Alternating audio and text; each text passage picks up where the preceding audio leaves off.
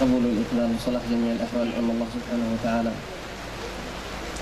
يبارك لنا في هذا الحول، يبارك في الحضور، يبارك في الحاضرين، وأن الله سبحانه وتعالى يمدنا من يدهم من الحياتهم وجلالهم وأسرارهم وأنوار بركاتهم وشفاعتهم وفاتهم والدين والآخرة والأرواح والدينا والحاضرين وأمواتنا وأموات المسلمين أجمعين، أن الله يغفر لجميع جميع الذين وكفر حسناتهم وضاعف عقوباتهم، وإلى روح ابن آدم ومن حواء ومن ولد من يوم الدين، وإلى روح الآباء والأمهات والأجداد والجدات والأخوال والخالات والأعمام والعمات والأخوان والأخوات والبنين والبنات والأهل والزوجات وذوي الحقوق علينا والقربات والصلات والتبعات، ومن مشايخنا وأهل المودات، ومن أحسن إلينا ومن أساء إليهم ومن ظلمنا، جميع سامي الخيرات الدين والدنيا والآخرة، على من هو الصالحون على من هو الصالحون. أن الله يقضي لنا ولكم جميع الحوائج الحسية المعنوية الظاهرة والباطنة، وأن يجعل آخر كلامنا من الدنيا ومفتاح الجنة لا إله إلا الله محمد رسول الله صلى الله عليه وسلم، عليها نحيا وعليها نموت وبها نبعث من الآمين جزيلا السابقين بخير والعافية، وإلى حضرة النبي.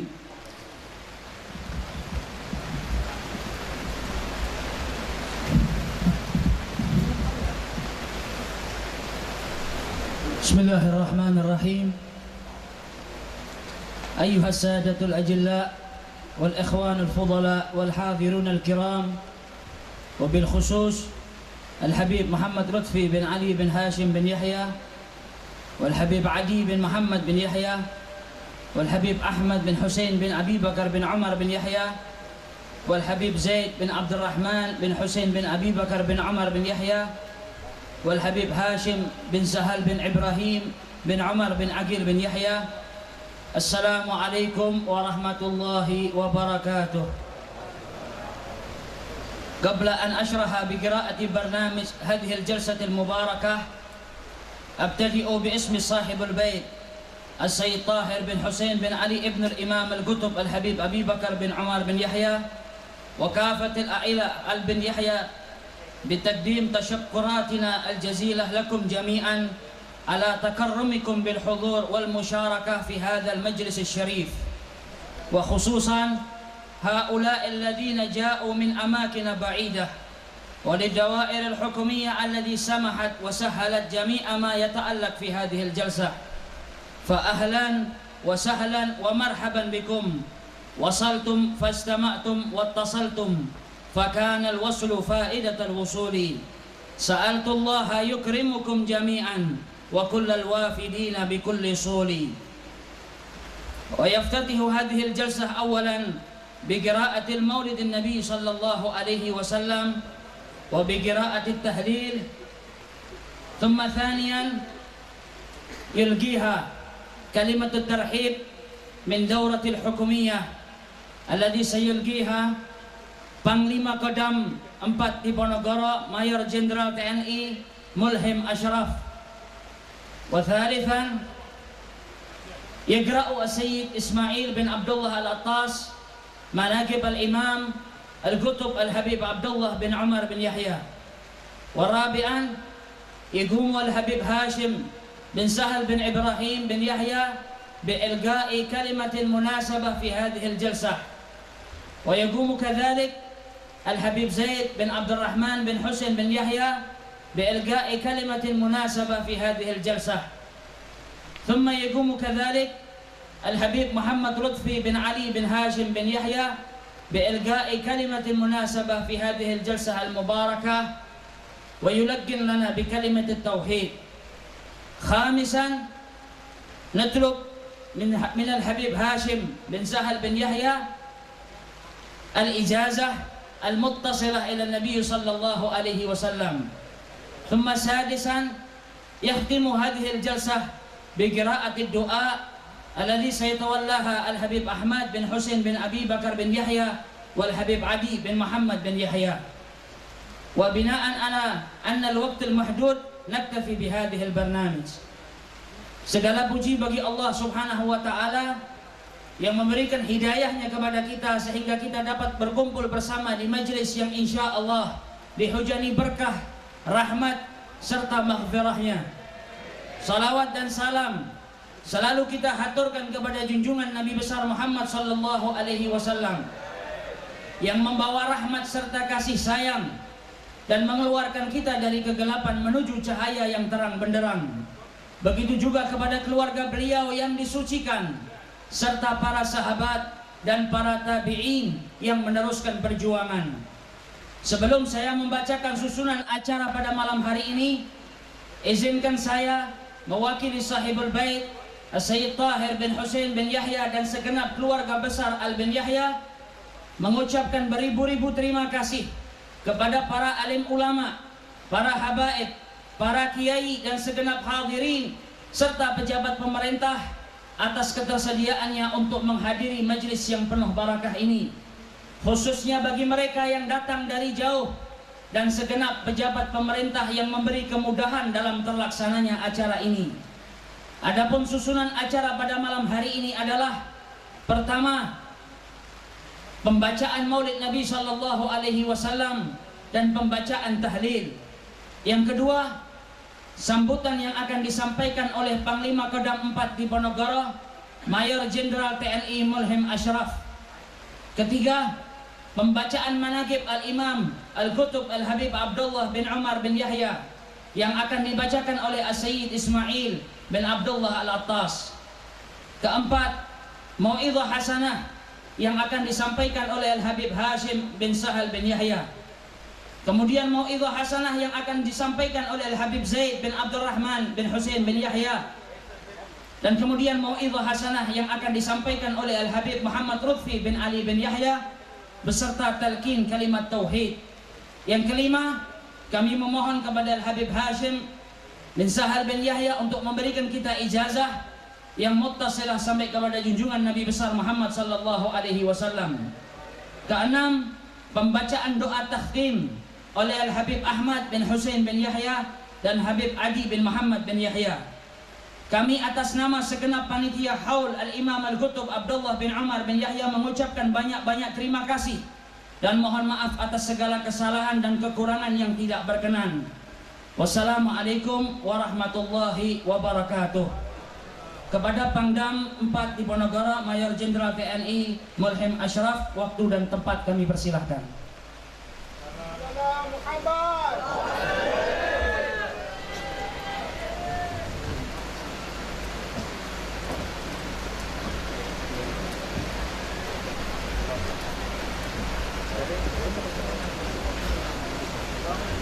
Assalamualaikum warahmatullahi wabarakatuh. Yang terhormat Habib Ali bin Muhammad bin Yahya dari Madinah, Habib Ahmad bin Husain bin Yahya dari Yaman, Habib Zaid bin Abdurrahman bin Yahya dari Yaman, Habib Hasim bin Sahal bin Yahya dari Yaman, Sahibul Bait, para alim ulama dan hadirin dan hadirat yang saya hormati. Pertama-tama, mari kita panjatkan puji syukur kehadirat Tuhan Yang Maha Kuasa yang telah memberikan kepada kita semua rahmat, iman, kesehatan, niat dan kesempatan, sehingga pada malam hari ini kita bisa hadir di tempat ini dalam rangka menghadiri peringatan Isra Mi'raj Nabi Muhammad SAW yang dirangkai dengan kegiatan zikrul Haula Liman Abdullah bin Umar bin Yahya, Majelis Raudatul Mustafa dalam suasana yang khusyuk dan tertib.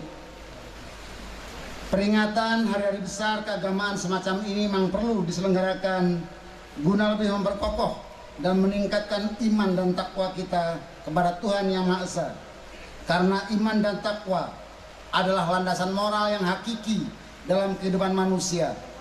Kita harus yakin bahwa dengan kemantapan keimanan dan ketakwaan kepada Tuhan Yang Maha Esa akan mampu meningkatkan motivasi juang serta dapat memberikan kekuatan lahir batin dalam menghadapi setiap tugas masing-masing dengan baik. Hadirin dan undangan yang berbahagia, sebagai bangsa yang taat beragama, menyikapi situasi kebangsaan kita saat ini, kita perlu merasa prihatin sedikitnya ada 4 penyakit yang dialami bangsa Indonesia saat ini, dan ini perlu menjadi perhatian kita bersama.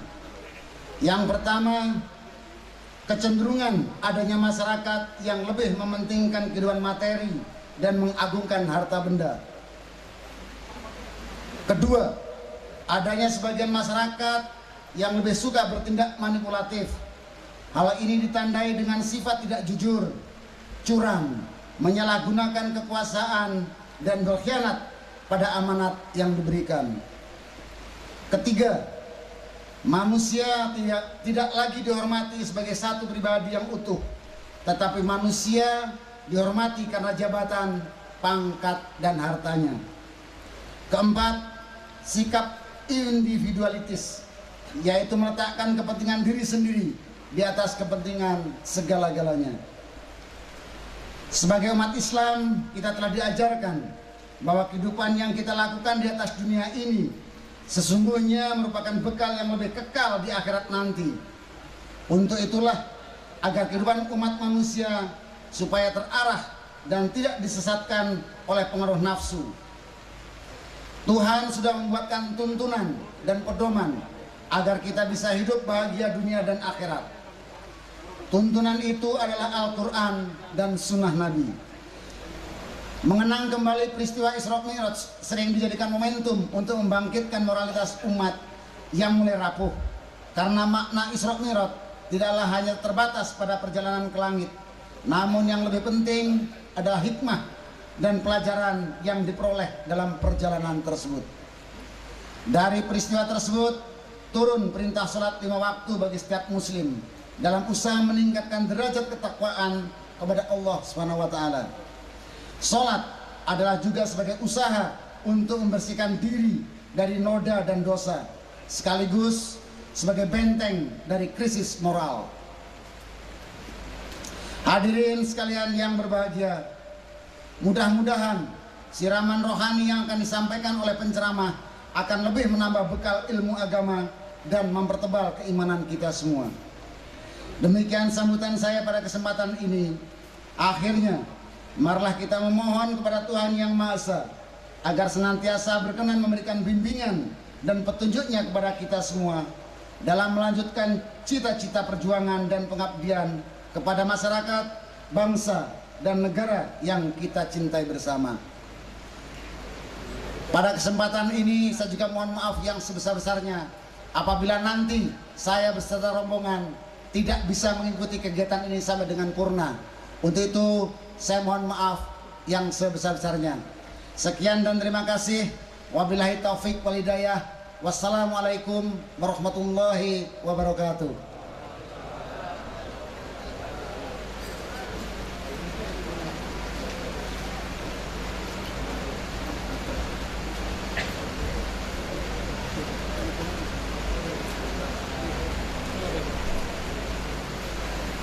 Bismillahirrahmanirrahim.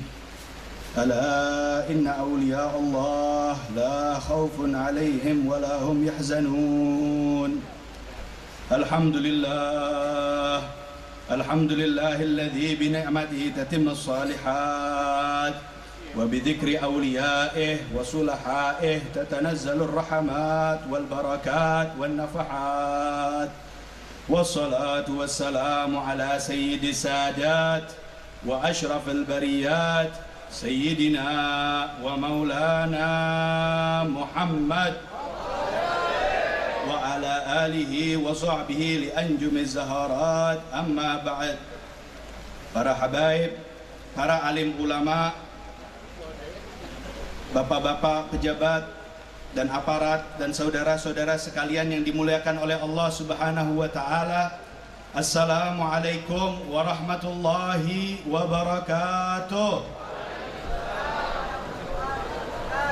Dalam kesempatan yang berbahagia ini, dalam majelis yang mulia ini, di dalam bulan yang mulia ini, mari kita simak bersama-sama secercah dari riwayat hidup salah seorang wali Allah yang patut kita jadikan suri tauladan dalam kehidupan kita di dunia yang fana ini.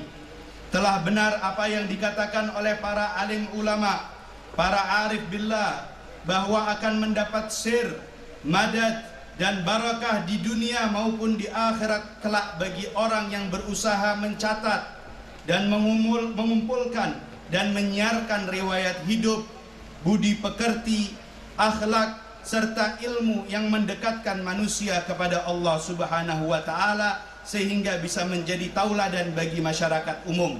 Mudah-mudahan apa yang kita lakukan pada malam hari ini dihitung sebagai upaya mensyiarkan syiar-syiar Allah Subhanahu wa taala, sehingga dihitung sebagai amal baik bagi kita kelak menemui Allah Subhanahu wa taala. Amin amin ya rabbal alamin. Maka untuk tujuan itulah kami akan membacakan sedikit dari riwayat hidup salah seorang wali Allah yang memiliki kedudukan tinggi dan mulia di sisi Yang Maha Pengasih lagi Maha Penyayang. Beliau adalah Al-Imam Al-Allamah Al-Arif Billah Al-Qutub Al-Habib Abdullah bin Umar bin Abi Bakar bin Umar bin Taha bin Muhammad bin Syekh bin Ahmad bin Yahya Al-Alawi Al-Husaini. Beliau dilahirkan pada malam Jum'ah tanggal 20 Jumadil Ula tahun 1209 Hijriah di desa Al-Ghuraf, di desa Ghuraf Al-Syekh, sebuah desa yang dinisbatkan kepada kakek moyang beliau Al-Habib Syekh bin Ahmad bin Yahya di lembah Hadramaut. Beliau radhiyallahu taala anhu tumbuh dewasa dalam keluarga yang bertakwa, keluarga yang selalu menekankan ilmu dan amal yang diturunkan oleh para leluhurnya dari generasi ke generasi hingga ke Nabi Muhammad sallallahu alaihi wasallam. Sejak kecil telah nampak pada diri Al-Habib Abdullah tanda-tanda kewalian dan kedudukan yang mulia. Bahkan di usia yang masih sangat belia, banyak kejadian-kejadian yang mengisyaratkan bahwa di kemudian hari beliau akan menjadi salah seorang wali dan arif billah yang memancarkan cahaya-cahaya nan terang bagi segenap manusia di seluruh penjuru alam. Dikabarkan oleh ibunda beliau As-Sayyidah Al-Sharifah Al-Waliyah Al-Arifah Khadijah bintil Imam Husain bin Tahir Ba'alawi, bahwa ketika Al-Habib Abdullah masih bayi, beliau terkena sakit yang cukup berat, hingga Hababah Khadijah tidak dapat tidur di malam hari karena rintihan Al-Habib Abdullah. Di suatu malam, tiba-tiba masuk ke dalam kamarnya seorang laki-laki berwibawa dengan wajah yang bersinar terang. Lelaki tersebut mengucap salam, masuk dan menggendong Al-Habib Abdullah dan kemudian meniup kedua matanya serta meletakkannya kembali di atas tempat tidur. Hababah Khadijah kemudian bertanya, "Siapakah engkau?" Lelaki tersebut menjawab, "Aku adalah Abdullah Al-Aidrus." Hababah Khadijah pun terkejut dan berkata, "Mengapa engkau masuk ke sini sedangkan engkau bukan muhrimku?" Al-Habib Abdullah Al-Aidrus kemudian menjawab, "Aku adalah kakekmu." Dan kemudian beliau menghilang. Keesokan harinya Al-Hababah Khadijah mengabarkan peristiwa tersebut kepada saudara lelakinya Al-Imam Tahir bin Husain, dan Al-Imam Tahir pun berkata, "Benar, beliau adalah kakekmu dari garis ibu." Dan Al-Habib Abdullah bin Umar pun seketika itu sembuh dari sakitnya. Ketika di usia yang masih dini, beliau radhiyallahu anhu berziarah ke makam Sultan para wali Al-Habib Al-Imam Abdullah bin Abi Bakar Al-Aidrus Al-Akbar. Maka keluarlah cahaya mulia Al-Imam Al-Aidrus dan memberikan kepada beliau kurma yang masih muda.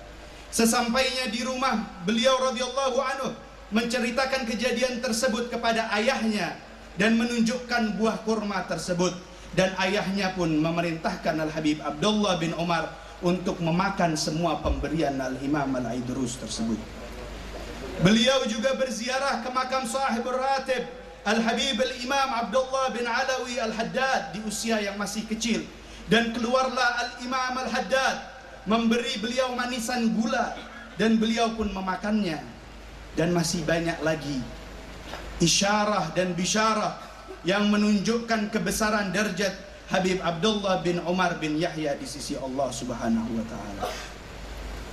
Saudara-saudara sekalian, banyak sekali mutiara nasihat dan wasiat beliau radhiyallahu taala anhu yang seringkali beliau sampaikan dalam setiap pertemuannya dengan khalayak ramai, yang semuanya merupakan pegangan bagi umat untuk mendapatkan keselamatan dan kemuliaan hidup baik di dunia maupun di akhirat.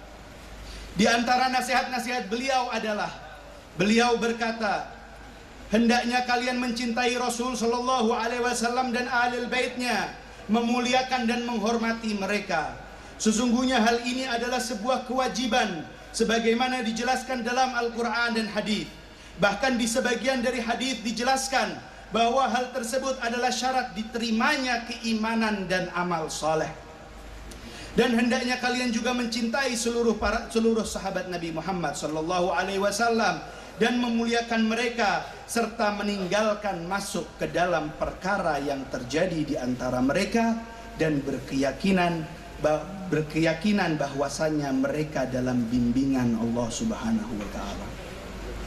Siapa yang membenci salah seorang dari mereka, maka ia pun dibenci dan ditakutkan naudzubillah kelak meninggal dalam keadaan bukan sebagai seorang muslim. Bahkan ada yang meriwayatkan bahwa amalnya tidak diterima dan kelak tidak mendapatkan syafaat Nabi Muhammad sallallahu alaihi wasallam. Dan hendaknya kalian juga mencintai para wali Allah dan para ulama serta kaum salihin, dan mencari berkah dari mereka yang masih hidup maupun yang sudah meninggal. Beliau juga berkata, jadikanlah diri kalian seseorang yang bermanfaat bagi kaum muslimin, khususnya bagi kaum du'afa dan ahlul baitin Nabi Muhammad sallallahu alaihi wasallam yang disucikan. Merendah dirilah kalian kepada mereka, bantulah mereka dengan memenuhi kebutuhannya, dan lakukan hal itu semua dengan tangan kalian. Sesungguhnya hal ini adalah obat untuk memperbaiki hati, menjauhkan dari malapetaka, dan menghapus segala dosa. Hal ini lebih mulia dari seorang yang terus-menerus berpuasa dan tidak tidur malam hari untuk bertahajud. Beliau radhiyallahu ta'ala anhu berkata, aku wasiatkan kepada kalian dalam hal kecintaan kepada Rasul sallallahu alaihi wasallam, segenap sahabatnya dan ahlul baitnya yang mulia, sebagaimana yang Allah wasiatkan dalam firman-Nya. Lihatlah bagaimana manusia mengenal rajanya, maka mereka akan menghormati dan mencintai orang-orang yang dekat dengan rajanya dan juga dengan keluarganya. Lalu bagaimanakah jika kita mengenal Rasul sallallahu alaihi wasallam, pemimpin dari segala pemimpin, raja dari semua raja yang ada di muka bumi ini? Maka sudah sepantasnya lah bagi kita untuk mencintai orang-orang yang dekat dengan Rasul sallallahu alaihi wasallam dan keluarganya. Beliau mewasiatkan kepada kita agar memiliki ikatan yang kuat dengan ahlillah, yaitu orang-orang yang saleh dan dekat kepada Allah Subhanahu wa taala. Karena hal itu adalah salah satu sebab untuk mendapatkan hidayah Allah Subhanahu wa taala. Beliau juga memperhatikan perkembangan jiwa dan keindahan akhlak. Beliau sangat menekankan bagi kita untuk mensucikan hati dari segala penyakit-penyakit hati, seperti ujub, riya, hasud, iri dengki, dan mengikuti hawa nafsu. Karena itu adalah akhlak yang buruk dan merusak jiwa. Beliau menasihatkan kepada kita untuk menghiasi jiwa dengan taubat dan kesabaran, berserah diri kepada Allah, bersyukur atas segala nikmat yang diberikannya, ridha atas segala ketentuannya, mencintai dan menyayangi seluruh hambanya, rendah hati di hadapan mereka, dan mengerahkan segenap kemampuan berjuang dan berkorban demi kebaikan kaum muslimin di dunia maupun di akhirat. Saudara-saudara sekalian, dalam perjalanan dakwahnya yang mulia, Al-Imam Abdullah bin Umar bin Yahya sempat singgah dan tinggal beberapa waktu di negara kita yang kita cintai ini. Beliau sempat singgah dan berdakwah di Bali, di Gresik, dan beberapa kota di Jawa Timur, serta di kota ini, kota Semarang dan Pekalongan. Dakwahnya sangat diterima oleh masyarakat luas. Manfaat yang beliau berikan sangat tidak terbatas. Tidak sedikit masjid beliau bangun selama dalam perjalanan dakwah beliau di bumi Nusantara ini. Beliau tidak hanya mengajarkan ilmu syariah kepada setiap masyarakat yang dijumpainya, namun beliau memberikan tauladan dan berdiri di garis depan dalam melawan kezaliman dan penindasan penjajah di waktu itu, sehingga kehadiran beliau di Indonesia ini sangat dirasakan sebagai kekuatan besar dalam bangsa kita untuk meraih kemerdekaan. Dan kehadiran beliau adalah ancaman yang sangat besar bagi kaum penjajah. Sungguh jasa yang sangat besar untuk kita kenang, guna menumbuhkan semangat kita semua dalam menegakkan panji-panji dakwah Islamiyah dan dalam langkah nyata dalam kecintaan kita kepada bangsa dan negara ini. Saudara-saudara sekalian, di akhir usianya banyak tanda-tanda yang menunjukkan bahwa beliau hendak berpindah ke rahmat Allah, meninggalkan dunia yang fana ini menuju ke kehidupan yang kekal dan berjumpa dengan sang kekasih. Sehari sebelum wafatnya, Al-Imam Abdullah bin Umar bin Yahya berkata kepada salah seorang putranya yang bernama Umar, saat ini banyak yang melalaikan sunnah-sunnah dalam mandi, dan ada dari mereka yang saat memandikan gurunya lupa tidak melakukan sunnah dengan memasukkan air ke sela-sela janggut, sehingga gurunya memegang tangan murid tersebut dan memasukkannya ke sela-sela janggutnya. Ketika Al-Habib Umar, putra dari Al-Imam Abdullah bin Umar, memandikan ayahandanya, beliau sangat berhati-hati karena takut meninggalkan sunnah-sunnah dalam memandikan jenazah karena mengingat-ingat ucapan ayahandanya. Demikianlah Al-Habib Abdullah bin Umar yang sangat menjunjung tinggi dan menjaga sunnah-sunnah Nabi Muhammad Sallallahu Alaihi Wasallam, bahkan di akhir umur beliau dan bahkan hingga beliau sedang dimandikan.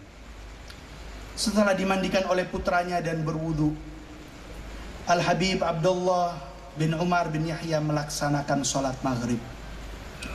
Usai sholat, beliau radhiyallahu anhu berkata, "Ruh akan berpisah dengan tubuh, dan aku akan menjadi mayit dalam keadaan husnul khatimah." Kemudian setelah masuk waktu Isya, beliau radhiyallahu anhu meminta salah seorang putra beliau Muhammad agar melantunkan qasidah karya Al-Imam Abu Bakar bin Abdullah Al-Idrus yang berisi istighasah kepada Nabi Muhammad sallallahu alaihi wasallam. Usai mendengarkan qasidah, beliau radhiyallahu anhu berselawat sebanyak 100 kali dan memerintahkan kami untuk berselawat juga. Hal ini beliau lakukan hingga berulang-ulang sebanyak 3 kali. Kemudian beliau radhiyallahu anhu memerintahkan putra-putra beliau untuk membaca surat Yasin dan surat Ar-Ra'd dan mengulang-ulanginya. Beliau pun membaca sambil terlentang dan meletakkan kedua tangannya di atas dadanya. Kemudian tiba-tiba beliau memutus bacaannya dan mengucapkan kalimah la ilaha illallah sebanyak 4 atau 5 kali. Dan berpulanglah ruhnya yang mulia kepada Allah Subhanahu wa ta'ala dalam keadaan ridha dan diridhoi. Sungguh sebuah akhir yang indah bagi perjalanan hidup yang telah mencerminkan keindahan. Al-Imam Abdullah bin Umar bin Yahya meninggal pada malam Senin, malam 22 dari bulan Jumadil Ula tahun 1265 Hijriah. Dan kemudian beliau dimakamkan di pagi harinya yang dihadiri oleh manusia yang tak terhitung banyaknya. Beliau dimakamkan di desa Ghuraf Al-Syekh dan hingga kini makamnya ramai dikunjungi oleh para peziarah. Saudara-saudara sekalian, tidak dapat dipungkiri bahwa meninggalnya Al-Imam Abdullah bin Umar bin Yahya adalah merupakan sebuah celah di dalam sejarah Islam yang tak dapat tergantikan. Namun itulah ketentuan Allah yang tidak satupun hambanya mampu menghindari. Kepergian beliau adalah sebuah ketentuan, namun warisan perjuangan beliau, nasihat-nasihat, wasiat dan karya-karya beliau tetap ada pada kita. Semoga Allah Subhanahu wa ta'ala meninggikan derajat beliau di sisinya dan memberikan kita segala keberkahan dan manfaat bagi keselamatan dan kemuliaan kita dengan berkah beliau.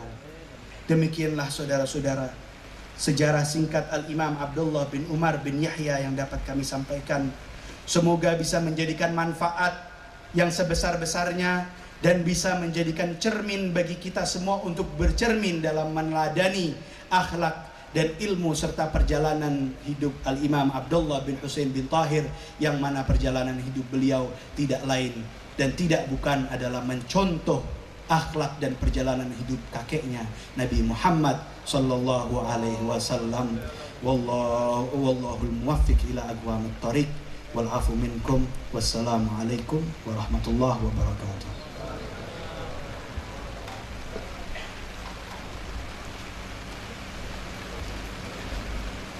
Assalamualaikum warahmatullahi wabarakatuh. Alhamdulillah alladhi ja'ala dhikra awliya'ih wa asfiya'ihi baban lidhikrih. Fahumul qawm alladhina idha ru'u dhukira Allah, wa humul qawm alladhina la yashqa bihim jalisuhum, wa man tarjama liwaliyin faka'annama ahyah, ومن سمع ترجمة لولي فكأنما عاشره. فالحمد لله على هذه المنة بأن جمعنا بهذا الحول بحوله وقوته، ونسأل من المولى الكريم أن يحولنا ببركة الحول وصاحب الحول إلى أحسن حال وأوسع رزق حلال. بسم الله الرحمن الرحيم. Beliau membuka dengan memuji syukur kepada Allah Subhanahu wa Ta'ala, yang mana Allah Subhanahu wa Ta'ala menjadikan mengingat para wali-wali Allah adalah sebagai pintu menuju mengingat Allah Subhanahu wa Ta'ala. Para aulia Allah, orang-orang yang dimuliakan oleh Allah Subhanahu wa Ta'ala, mereka adalah manusia-manusia di mana jikalau dilihat maka yang melihat langsung akan mengingat Allah Subhanahu wa Ta'ala, sebagaimana difirmankan oleh Allah Subhanahu wa Ta'ala. Mereka para wali-wali Allah adalah orang-orang di mana orang-orang di sekelilingnya yang duduk bersama beliau tidak mungkin keluar dari jalan yang tidak diridhai oleh Allah Subhanahu wa Ta'ala. Barang siapa yang menulis